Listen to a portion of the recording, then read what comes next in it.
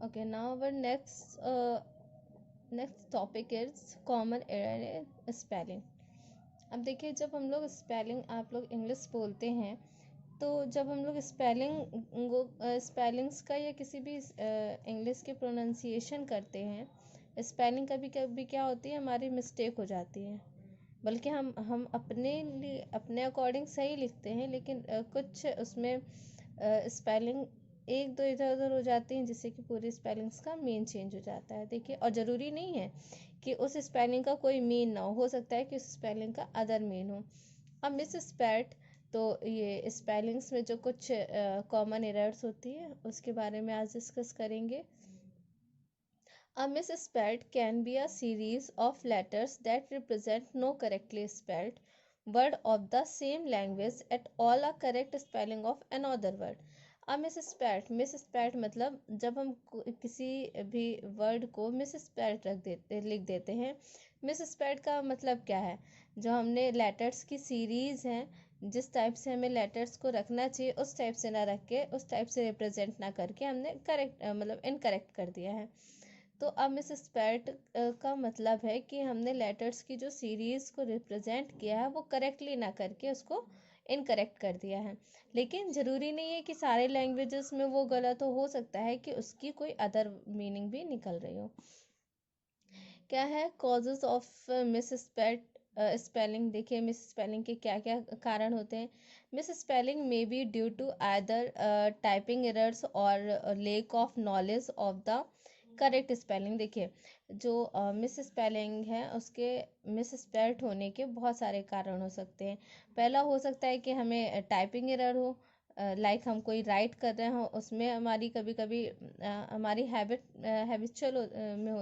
में होता है कि हम कभी कभी सुनकर भी या देख कर भी मिस स्पेल्ड लिख देते हैं, मीनिंग गलत कर देते हैं। तो हो सकता है हमारी टाइपिंग एरर हो, या फिर नॉलेज का लेक हो, हमें उसकी करेक्ट स्पेलिंग नहीं पता है, तो हम गलत करेंगे ही। या फिर whatever or not a word is misspelled may be depend on the context following or the same। ये देखिए, ये कुछ कॉन्टेक्स्ट दिए हैं जिससे मतलब जिन जिन कारणों से हमारी मिसस्पेल्ड होती है।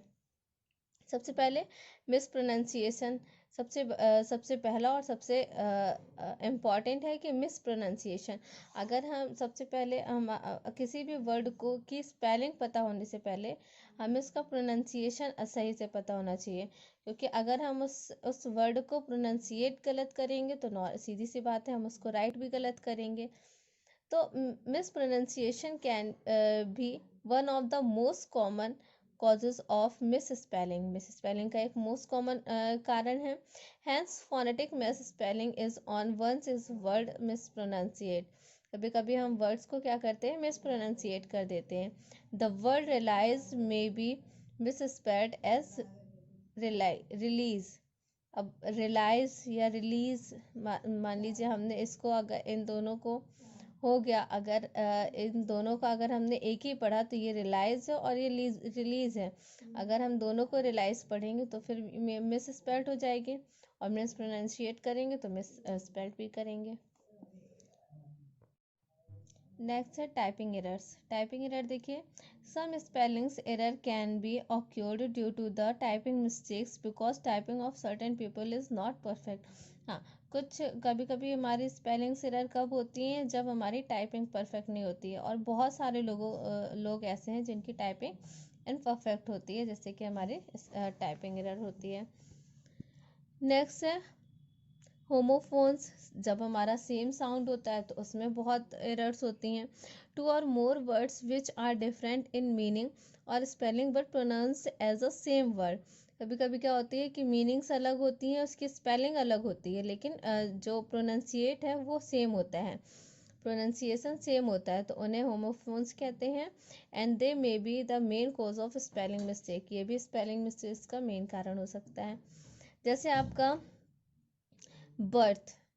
अब एक बर्थ मीन्स होता है जन्म, और एक बर्थ मीन्स होता है रिजर्वेशन सीट, लेकिन दोनों का प्रोनाउंसिएशन जो है वो सेम है। तो हमें उस वर्ड को बर्थ को समझना होगा कि किस सेंटेंस में किस बर्थ का यूज़ होना चाहिए।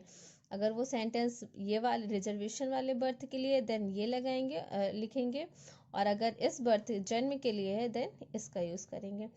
ऐसे ही एक्सेप्ट एंड एक्सेप्ट, ये भी दोनों अलग अलग हैं, लेकिन क्या है अब ये हमारे ऊपर डिपेंड करता है कि हम कैसे प्रोनाउंसिएशन तो सेम है, लेकिन स्पेलिंग को देख के, वर्ड को देख के, सेंटेंस को देख के किसका यूज़ करेंगे। नेक्स्ट है एपोस्ट्रॉफ।